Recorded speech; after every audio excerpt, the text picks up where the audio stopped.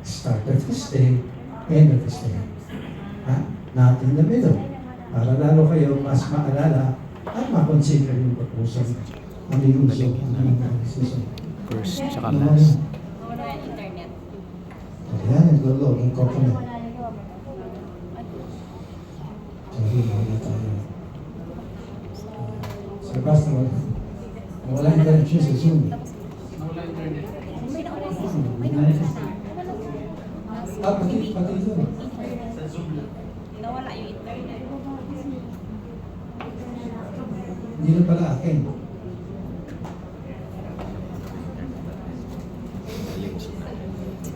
Oo.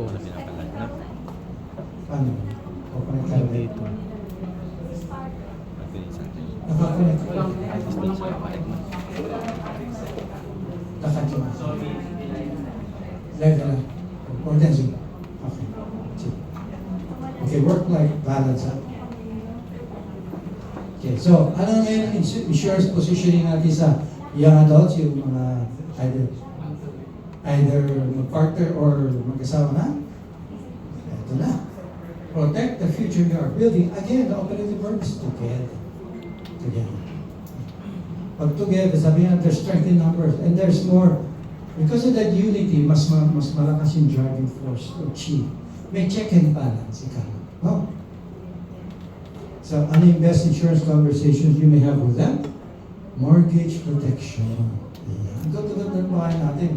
Mawala isa, ano ba yun? Ireribatan na lang. Paano na ako? Spousal protection. That's very important. That includes also not just health, but also income. Ayan, income replacement ka. Long-term planning ng dalawa, not just when one disappears, ha? And you, ayan na. But, I know malaki ang gastos, but also let's set aside for something else. Something else. Maybe a better lifestyle, maybe retirement, maybe pagpasa, whatever it is. But mag-accumulate na sila ng wealth. Alright. So nandito na tayo ngayon sa building a family, 36 to 45 years of age. Ano kaya tingin nyo ang typical situation nila? 36 to 45. Yeah, education ng mga anak. Pagdating sila sa school, ano? Ano pa? Children are dependent. In fact, if you were to look at the level of importance of life insurance, pagdating sa protection natin, talagang kailangan ng life insurance when there are dependents. So sa umpisa, the need is not that strong, but there is still a need. Sa dulo, there is a stronger need than when single, pero not as much as kayo ay nandito sa situation ito. Okay? Children are dependent. Yeah. But ito rin ang nangyayari. Ilan na sa atin ang pamilya, ang bilis ng taas. Isang araw lang, I was watching this mommy na TikToker ata siya, influencer. May anak siya autistic. So, ang kanyang title, growing yung anak niya. Enzo at pa. My gosh, nilista niya lahat ang gastos nila. Siya lang at saka yung anak niya, 298,000. Pero baka may last time. But the point is, mahal talaga. Expenses are rapidly rising at this point. Mortgage and education obligations. No? Hulog sa bahay, hulog sa kotse, hulog sa pag-aaral. Yan ang top of mind nila. Kesa natin bubunutin next time. Wala na sa... And yan yung kumbaga yung pinakamataas na they feel responsible for others. Diyan mo sila hulog. Yan very potent market, very rich vein of potential for insurance. Meron mga talagang lakas sa kanila. Diyan ang galing yung salitang para kanina about running application. no. So ano ang primary goals nila? Siyempre pamilya to eh. So we will try to secure the family's future. Including na doon yung education ng mga anak. Maintain the lifestyle if possible. and avoid any financial disruption. Avoid, if ever minimize. And sometimes it cannot be helped. Like for example, ako nga, nawalan ako ng trabaho. I mean, mga anak ko nag-aaral pa sa kolehiyo. So, anong gagawin ko? Those things, ano? Those things. Pero pag ikaw may phone pa, hindi ka ganun ka-stress masyado. So, ano yung core needs nila? High income replacement. As I said, this is one of the better times to sell a life insurance to people. No? Education, funding, critical illness protection. Did you know that I used to spend about 380,000 pesos a year on my kidneys para lang hindi siya i-reject? So far, so good. Kasi na-operated ako 2008, it's 2008 to 26 years, so 18 years na ako. No? So far, so good. Pero mahal. Mahal. One of the things, now it doesn't have to be na magagaling lahat ng solution sa FWD. But that's good because that shows that you have a broader knowledge on how finances work. Did you know that pag may critical, pag ikay na may cancer na o na-transplant ka, pwede ka mag-apply sa PhilHealth C package. Na-approve ako. Right now, wala akong bayad sa kapit ko. Imagine that, 380,000, wala na akong nilabayaran. But, mahal yun. Kakaumpisa pa lang binuksan yung window na yun. Imagine kung ilang libong tao ang mabigyan nun. What will happen? Madaling liliit ang pondo ng PhilHealth. Dagdagan mo pa yun sa ang projection nila, ang population growth ng Pilipinas, hihina. So what does that mean? Right now, para tayong parang pyramid ka na lang. Karamihan ng ating mga working population ay yung mga bata. But by 2050 daw, yung mga nandito sa baba, aakit na sa gitna. Para magiging arrowhead. Kukunti na lang yung mga mas bata. Kukunti na lang ang susuporta sa ating mga social security systems and all, no? Support. So ano ibig sabihin nun? Medyo delikado. Which is why all the more you have to create your own retirement fund, health fund, and whatever else. Otherwise, baka ikaw ay tamaan mo. No? Baka they could easily close the door. Sabihin, wala ng pondo eh. So, critical illness protection, asset protection. So, anong common ones? Common ones, ha? Better school, of course. Siyempre, gusto natin naman na mas magagaling na schools na yes, okay. Naka-connect po kaya? Naka-connect po. Yan na lang. Okay. So, better schools. Ano ba? Bigger income.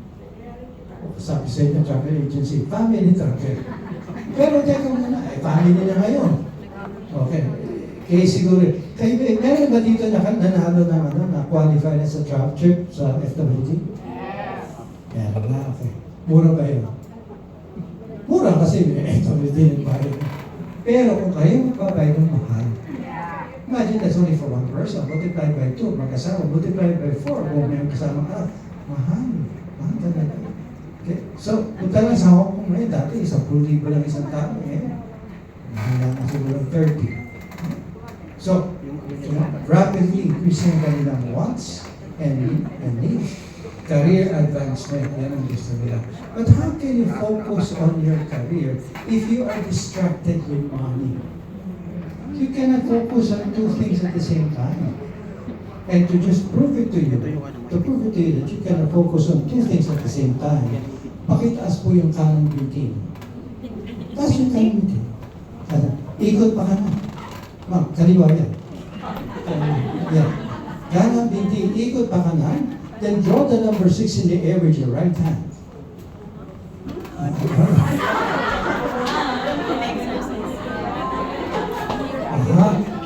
Zero na yan, ma'am. 0, 6. Zero yun na yan. 6. Para ko. Hirap na. You cannot. Kaya, they need something to rely on automatic na para they don't worry about money. Paano they focus on career paths? No. And of course, comfortable family life. So, ano ngayon ang ating insurance positioning dito? Aba, syempre, your family depends on your income.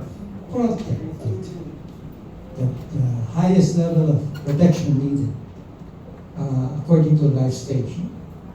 So, anong best insurance conversation niya? Income replacement, child education protection, critical illness, family continuity, and protection of gap analysis. Ano yung gap analysis? I guess you know that, huh? Ano yung expenses mo? Ano yung pera meron ka ngayon that your family can get at the time of your death? The difference is the gap, which can be filled easily by life insurance. Ayan. Dito naman, yumayaman na at yumayabang na ang pamilya. Kasi medyo mataas na yung katungkulan ng mga breadwinner or breadwinners. 46 to 60. Bossing na sila kung saan man sila nilo. It could be a business, it could be employment. So, anong typical situation niya? Siyempre pa, mataas na yung sweldo. Mataas na yung sweldo ng pamilya. Just to see. Talking about sweldo or household income. Do you know how much you should be earning, sabi nila, based on how much you will pay in terms of debt? May minimum. Sabi nila, if you are paying, say, 20,000 pesos in debt a month, kailangan daw, that should only be a maximum of 36% of your household income. So whatever that debt is, housing loan, car loan, credit card, whatever, pag sumasama mo yung amortization mo per month, divided by 0.36, dapat yun yung household income. When I say household, mag-asawa. Baka kasi parehong tatrabaho mo. So 20,000 divided by 0.36 is 55,556. Quick rule of thumb to say to your client, are you living within your means? Okay? Although you may have a higher income, baka naman higher debt din. So we need to find out. We need to do a stress test on you. Larger assets, okay? There's also a rule that kung meron, let's imagine my hands are components of the balance sheet. No? From your point of view, this side is the asset side. Huh? Ano ang dalawang sources of funds para mabili ang assets? Dalawa lang yan. Ano yan? Okay. Salary, which is part of pera natin. Ano pa? Well, savings is also part of pera natin. Ano pa? Part of pera natin yun. Or, alam bang kayo kabaliktaran ng pera natin? Exactly. Diba? Assets equals debts plus equity. Yun yung balance sheet formula. So, assets dito, ang nagpopondo lang yan ay dalawa. Income natin at utang sa iba. Ang tanong, malaki ang assets mo, pero karamihan ba niya talagang galing sa pera natin or utang lang yan? Kasi kung utang na yan, ampaw ang dating mo. So, the rough rule of thumb is dapat, sana, at most 50% lang ng iyong assets ay napondohan ng utang. The balance, sarili natin pera. So what does that mean? A person is solvent kapag yung assets niya, kalahati lang ang pinondohan ng utang. Kapag mas malaki doon, medyo nagkakaroon siya ng problema. Just another quick rule of thumb on larger assets. Now, you wouldn't want to leave your family in that kind of a situation. In that situation, pag nangyari man ang kunin ka ni Lord, life insurance is the equalizer. Possible business continuity. Alam niyo na yung key man insurance, ha? Tinuro sa inyo. Okay, that's part of it. Possible business continuity. Not only that, essentially, yung whatever proceeds can be used as parang working capital for the business. Although yung ating kliyente ay tumatanda na, mas tumatanda na magulang nila.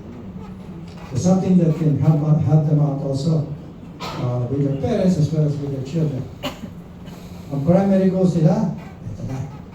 Yung earlier, grow wealth. Ito, i-preserve na natin. Isubi na natin. Siguraduhin na natin. What life insurance does is that it actually gives you a baseline wealth. Hindi bababa dyan because you have that potential funds that can come from life insurance. Part of preservation of wealth. It also answers for payment of state taxes. So, hindi mababawasan yung state. It helps you prepare for retirement. Again, securing business continuity, protect accumulated assets. Protect accumulated assets. Yan. Okay. By the way, I may be going very fast. May tanong po pa kayo? May tanong? Wala? Oh, okay. Malinaw naman pala lahat.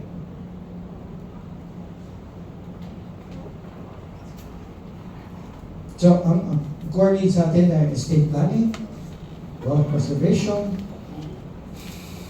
retirement preparation, healthcare protection. Okay. So a little bit again on estate planning.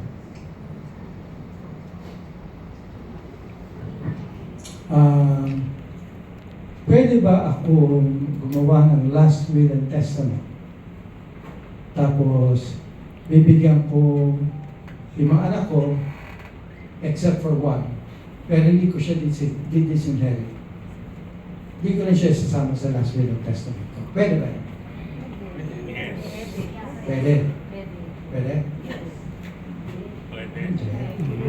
Hindi, tama, hindi pwede. Anong tawag doon? Preterition. Under the law, hindi ka pwedeng gumawa ng last will and testament mo. Sasabihin mo, wala tang anak kong 3. Sa anak kong 3, yung 2 bibigyan ko, isa hindi kasi ayaw ko yung pagbumukha niya, hindi siya magkait sa akin, sinisigaw-sigawan ako. Pero, hindi lang niya isinama sa last will. Ang ginawa niya, ang tawag sa law, omitting, hindi sinama. Preterition ang tawag doon. Para magkatotoo yung kailangan i-disinherit. Ano kailangan sa disinheritance? Kailangan nakasulat sa last will and testament na dinidisinherit mo. Okay? Kailangan it's for causes prescribed by law. And believe you me, the causes prescribed by law ay parang pang telenovela. Parang, okay, example, tinangka yung asawa mo, yung anak mo na ayaw mong pamanahan, okay, tinangka kang patayin. Yung ganon. Or yung ama, sumiping sa asawa mo. Pag kaya na nila parang hirap pangyari, ba't ganon yun? So mahirap. And the last one is, pag nag-disinherit po, yung dinisinherit, hindi siya kailangan magdepensa sa sarili niya. Ang kailangan magpatunay na kailangan siyang i-disinherit ay yung iba na hindi di-disinherit. Okay? So medyo mahirap talaga because the law prefers magpamana ka. A little bit lang on estate planning. So, ano po yung common wants ng mga big earners? Siyempre pa, financial freedom na. Buong buhay, mga 20 years ka, mga 40 years ka nagtatrabaho, gusto mo naman makapahinga ka. Okay? Comfortable retirement, but believe you me, I've do a little bit later. I've done many computations for a lot of people. Hindi sasapat, lalo ng pag-empleyado, hindi sasapat ang income, ang retirement nila, pay, hindi sasapat ang SSS, hindi sasapat ang pag-ibig. Kung yan ay government employee pa baka, not because corrupt sila, iba yan, ang usapan niya. Pero ang ganda ng benefit ng GSIS. Totoo na. I've done computations na at least 90,000 amount ng pension. Samantalang sa atin, you're talking of maybe 25,000. Ay lang ah. 5,000. So baba. Tapos pag tinignan mo, ay, may ibang years na di pa na-capture yung contributions mo. Okay? So, comfortable retirement. Pero pag meron, imagine pag meron akong insurance plan, yan, kasi hogan, may ganyan, meron akong backup plan. Ha? Investment growth, okay? Especially for those funds of yours that maybe, meron ba kayong funds invested na ba? Yes. Meron. Tapos sabi ni Sir Blas, ano? Kasi po, kung may mga funds na unang nabenta ng VOL na invested locally, medyo hindi maganda yung return kasi yung return hindi pababa. From 2013 up to now, parang hindi gumalaw ang ating stock exchange. Up down within a certain range. And kung yung kliyente niya bumili ng once, naku, wala, galit na galit na yun. Ay, parang pinunta na aking pera. Samantala, if he had done best of cost averaging, and by my computation, he should have made at least 7% per annum. Kung paulit-ulit. Even if it were single pay, paulit-ulit. Pero kasi tayo guys, connection natin, hindi kaya ipapasok yung COVID. So kung pwede, labas muna kayo din sa internet para maipasok natin ito. Para ma-feed siya doon sa online. Okay? Medyo limited eh. Kaya di, pakabit